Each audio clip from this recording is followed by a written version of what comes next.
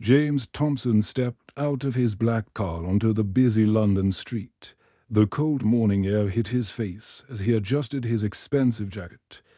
He was one of Britain's biggest rap stars.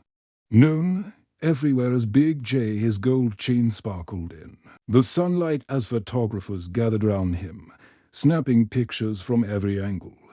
James had just finished recording his new album at the studio down the street. The session had gone well, and his manager was waiting for him at a fancy restaurant nearby. They had important business to discuss about his upcoming world tour. As he walked down the sidewalk, people recognized him and whispered excitedly to each other. James was used to the attention. He had worked hard to get to this point in his life. From sleeping on park benches to living in a mansion, his journey had been long and difficult. But now he had everything he had ever dreamed of: money, fame, and success. He was thinking about his lunch meeting when a small voice stopped him cold. "Excuse me, Mister." James looked down to see a little girl standing in front of him. She was maybe 7 years old, with messy brown hair and big brown eyes that seemed too serious for her age. Her clothes were clearly too big for a tiny frame. A worn jacket that hung loose on her shoulders and shoes that looked like they belonged to someone older in her small arms. She clutched a raggedy teddy bear that had seen better days. "You're Big J, aren't you?" Emma asked with bright eyes that suddenly lit up with recognition. "My mum plays your old songs in our car all the time. She says your music helps her feel better." James smiled and nodded. He was used to meeting young fans like this. Children often approached him on the street, asking for autographs or pictures. Their parents usually followed close behind, excited to meet a celebrity. But this little girl seemed different. She stood alone, and there was something in her eyes that made James pause. "In your song Rising Up, you sing about being hungry and having nowhere to sleep," Emma continued, her voice soft but clear. "My mum says you understand what it's like when everything falls apart. She cries sometimes when she listens to that song." James felt his smile fade. That song was from his first album, recorded years ago when he was struggling to survive. He had written it in a tiny apartment, pouring his heart out about the nights he went to bed hungry and the fear of not knowing where he would sleep.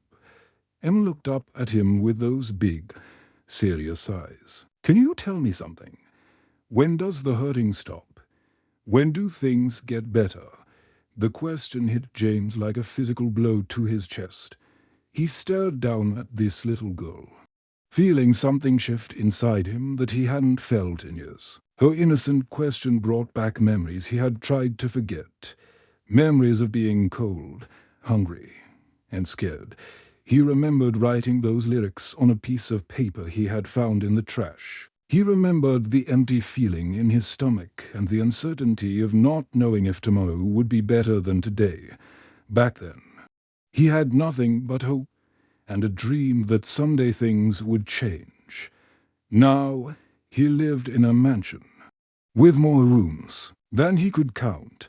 He ate at the finest restaurants in London every night. He wore clothes that cost more than most people made in a month. When was the last time he had thought about those dark days? When was the last time he had remembered what it felt like to truly struggle? James started to speak, but found that no words would come. How could he explain to this child that he had forgotten his own pain? How could he tell her that success had made him forget the very experiences that had made his music meaningful? Emma waited patiently, her big brown eyes full of hope and trust. She seemed to believe that he would have an answer for her, that somehow his success meant he had figured out how to make the pain stop. Behind her, James noticed a woman watching nervously from an old, beaten-up car parked at the curb. The woman looked tired and worried, and James realized this must be Emma's mother. The car was packed with belongings, and James began to understand why Emma was asking such a profound question. James knelt down slowly until he was at Emma's eye level. The cold pavement was hard against his knees, but he didn't notice. All he could focus on was this little girl who had just asked him the most important question anyone had ever asked him. "What's your name, sweetheart?" he asked gently. Emma Wilson," she replied, hugging her teddy bear a little tighter. "Well, Emma, that's a very important question you've asked me. Can I think about it and talk to you again soon?" Emma nodded seriously, as if she understood that some questions required careful thought. "We'll be around here tomorrow too. Mom says this is a safe place to park." As Emma turned and walked back to the car, James felt something shift inside his chest. This little girl had just reminded him of something he had forgotten. Something important about who he used to be and why he had started making music in the first place. The next day, James woke up in his large bedroom, but he could not stop thinking about the little girl from yesterday. Her question kept playing in his mind like a song he could not forget. "When does the hurting stop?" The words followed him as he got dressed and ate his breakfast. James was supposed to go to a photo shoot for a magazine cover. His manager had called 3 times already, asking where he was. But instead of going to work, James found himself driving back to the same street where he had met Emma. He parked his car and walked slowly down the sidewalk, looking for the old beaten-up car he had seen yesterday. After a few minutes, he spotted it parked near a small park. Emma and her mother were sitting on a wooden bench nearby in the bright daylight. James could see things he had missed yesterday. Both Emma and her mother looked very tired. Their clothes were clean but worn out, like they had been washed many times. Emma's mother had dark circles under her eyes, and her hands shook slightly as she held a cup of coffee. Emma's mother was named Kate Wilson. She was a pretty woman who looked to be in her 30s. But worry lines made her seem older. Her brown hair was pulled back in a simple ponytail, and she wore a faded blue sweater that had small holes in the sleeves. When James walked toward them, Kate looked up with surprise and a little fear.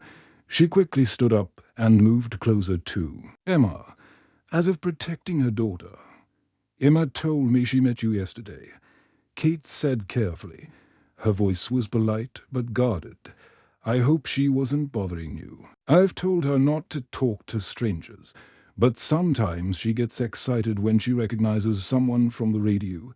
"Not at all," James replied, trying to sound as friendly as possible.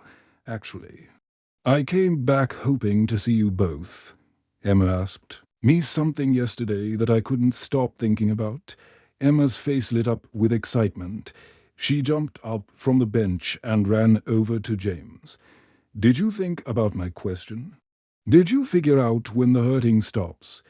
James sat down on the bench beside Kate, leaving plenty of space so she wouldn't feel uncomfortable. He looked at both of them for a moment before speaking. "I did think about it, Emma. But first, can I ask you both something? I noticed you were sleeping in your car yesterday. What happened?"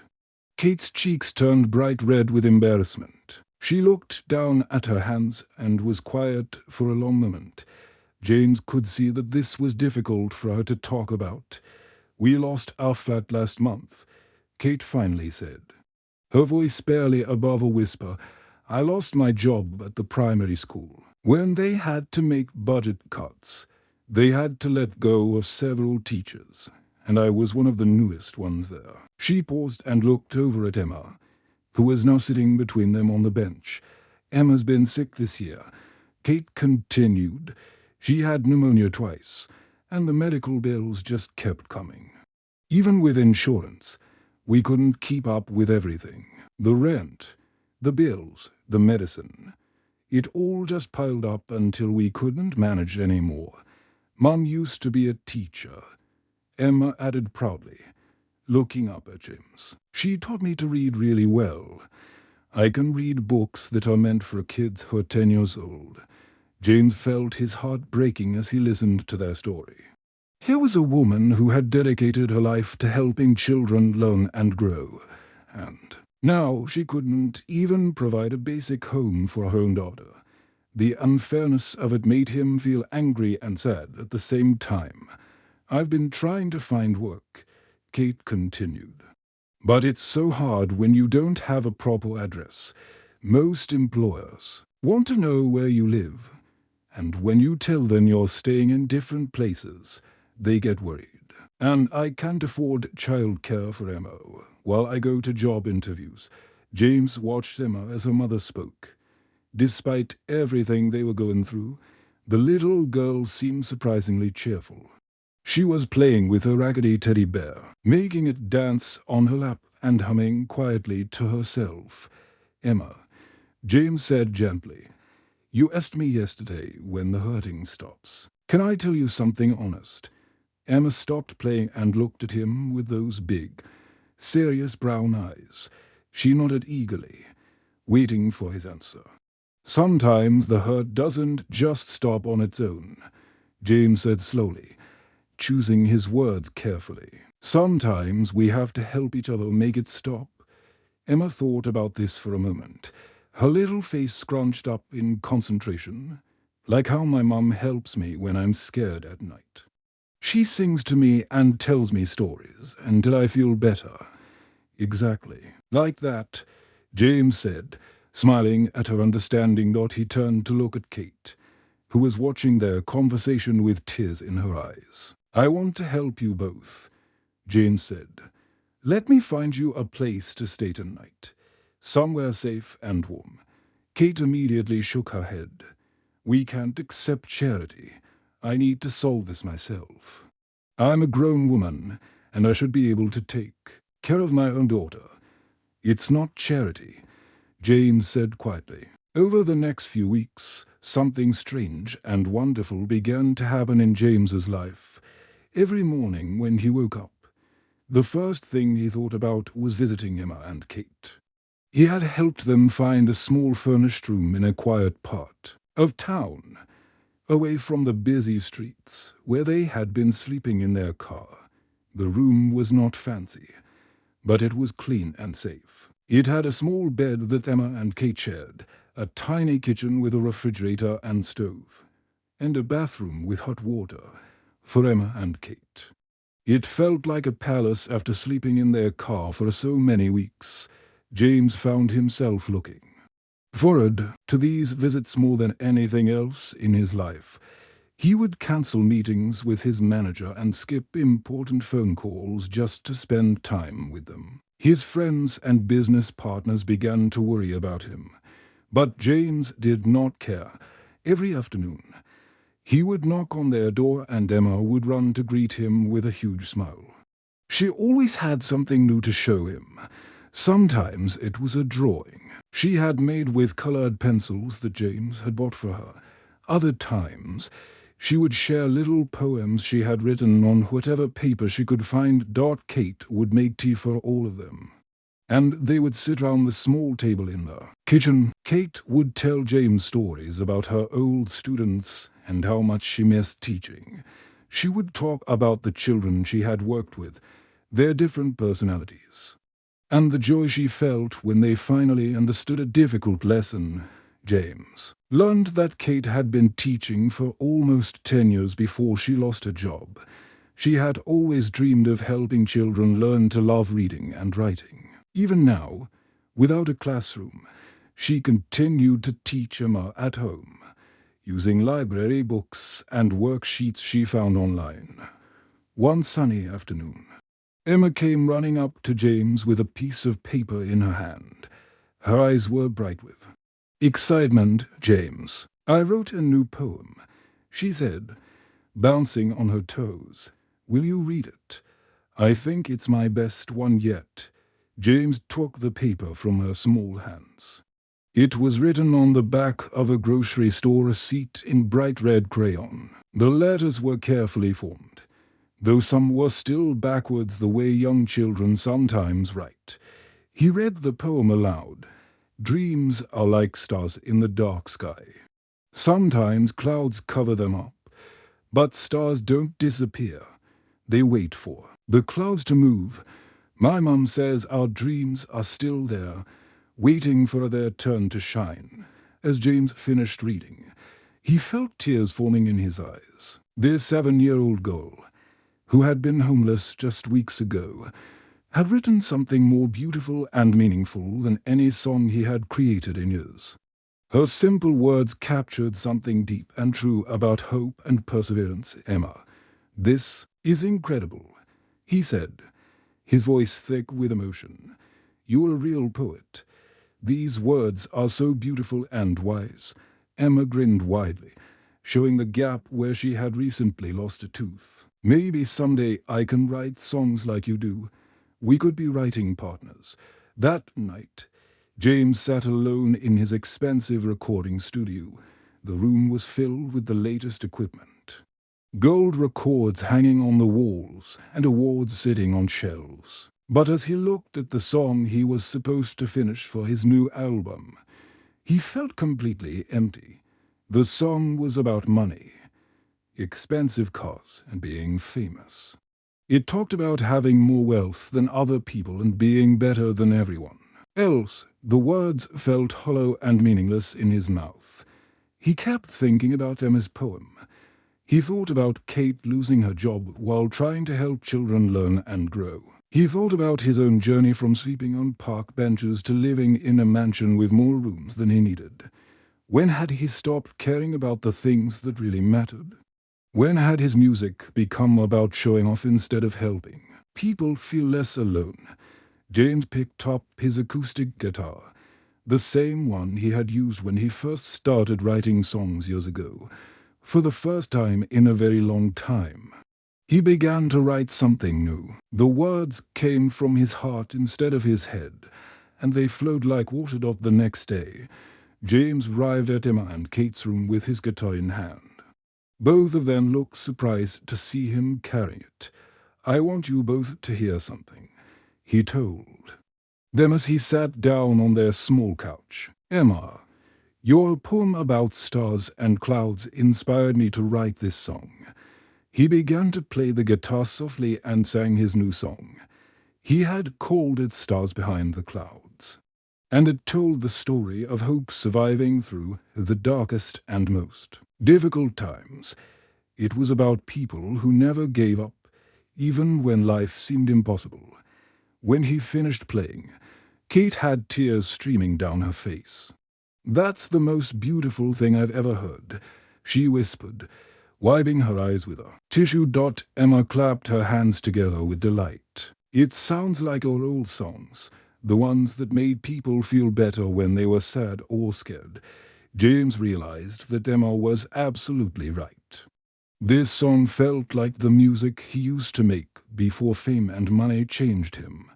I have an idea, James said, looking at both of them. What if we worked together? Emma, you could help me remember what's really important in life. Kate, you could help me learn again how to care about others. And maybe I can help you both build the life you deserve.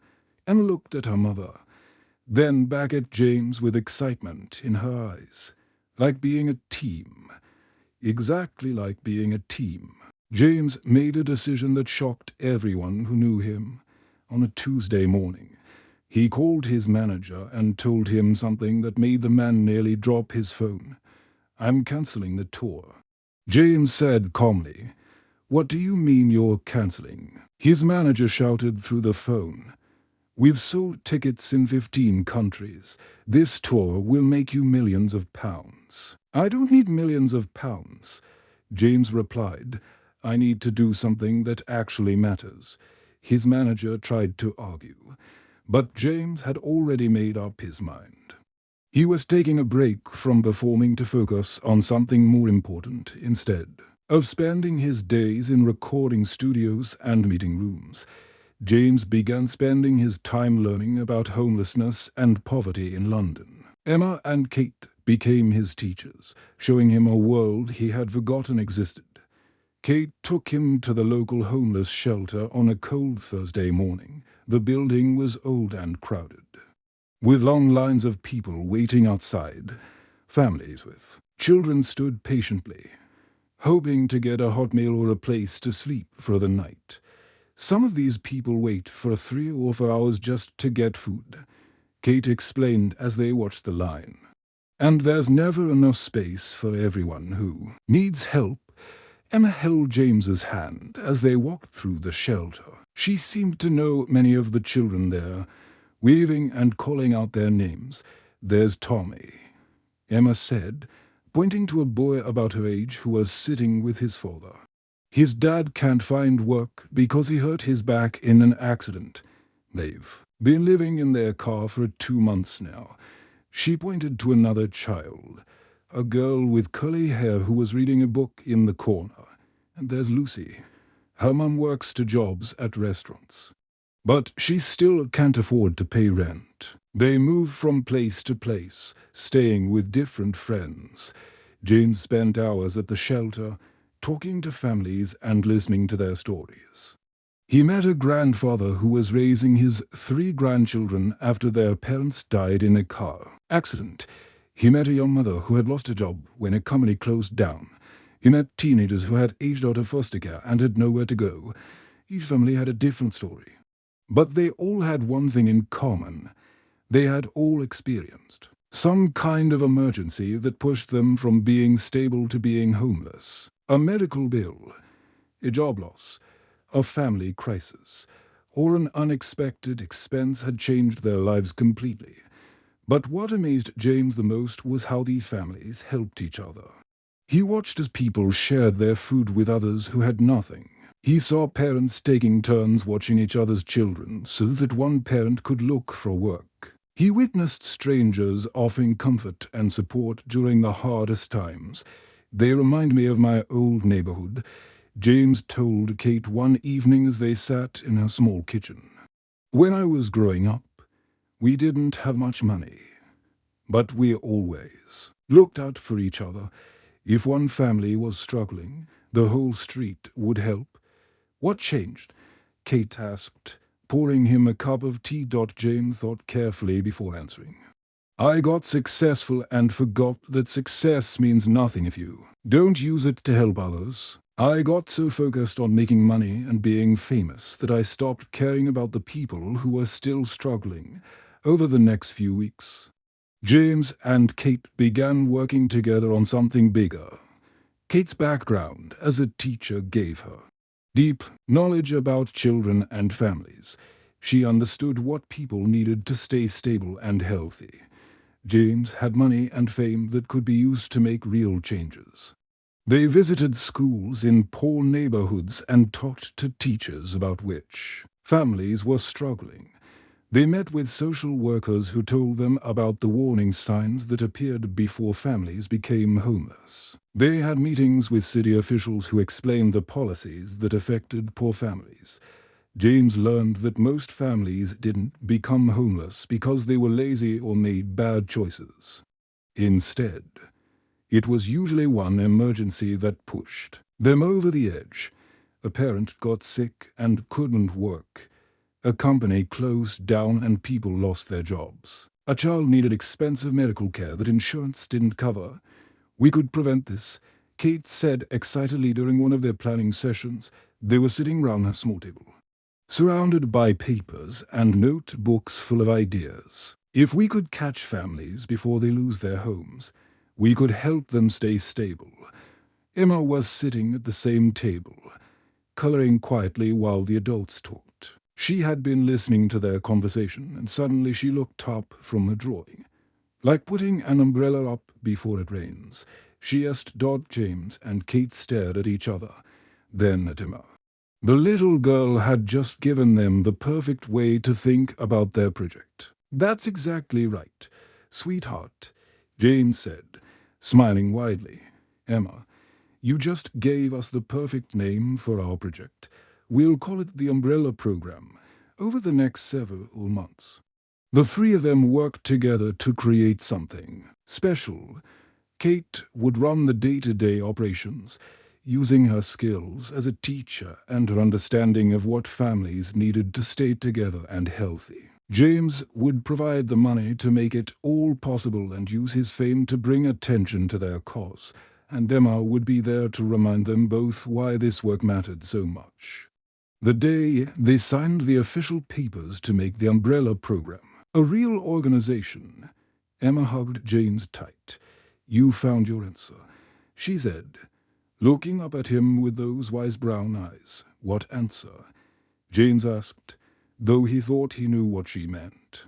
"Remember when I first asked you when the hurting stops? Now I know the answer. The hurting stops when we stop it together." 1 year later, James stood on the stage of London's biggest concert hall, looking out at thousands of people. The bright lights made it hard to see individual faces in the crowd.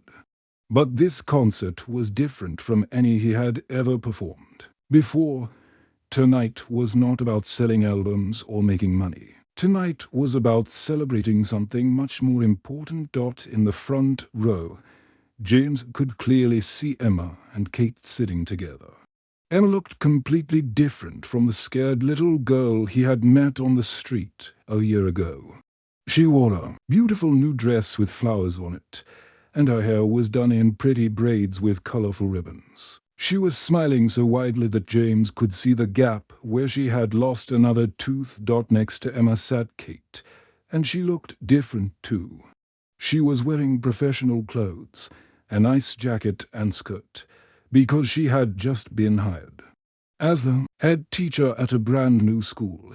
This school was special because it was designed just for children from families who were struggling with money problems. Kate would be able to use all her experience and knowledge to help these children learn and grow.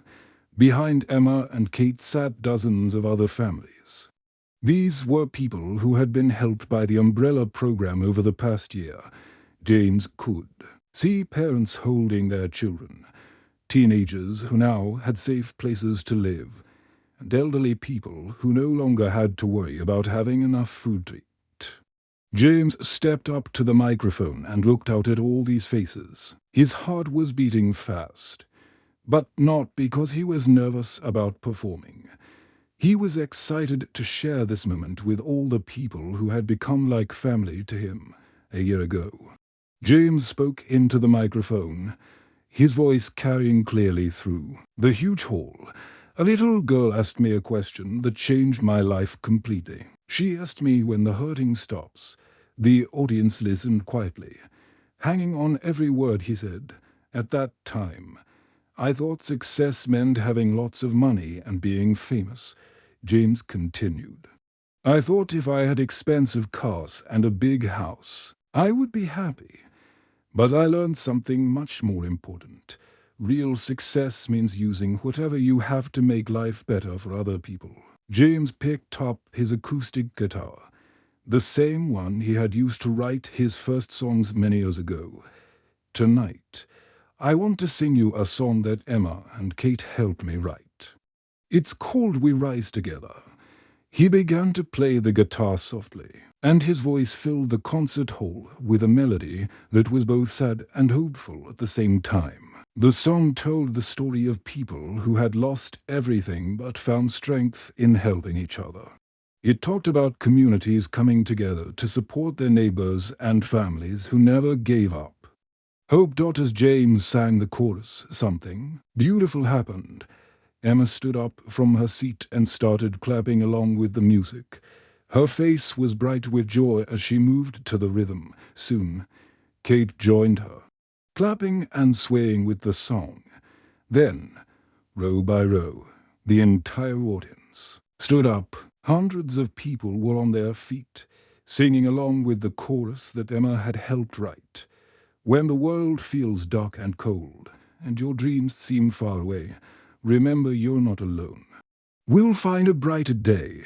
We rise together, hand in hand. We rise together. We take a stand. The hurting stops when love begins. That's how everybody wins."